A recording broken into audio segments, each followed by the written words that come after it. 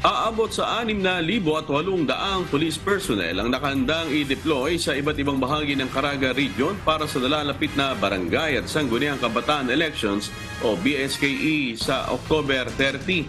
Ayon sa Police Regional Office 13, malaking tulong ang mga natanggap nilang bagong kagamitan at mga armas upang mapalakas ang seguridad habang papalapit ang araw ng halalan. Dagdag pa rito, mas tututukan ng Pro 13 ang mga lugar na may banta ng komunistang grupo. Subalit, ayon sa kanilang datos, majority ng mga naturang lugar sa Caraga ay may kukonsiderang areas of no concern. Pakinggan po natin ang pahayag ni Pro 13 Regional Director Police Brigadier General Kirby John Crab.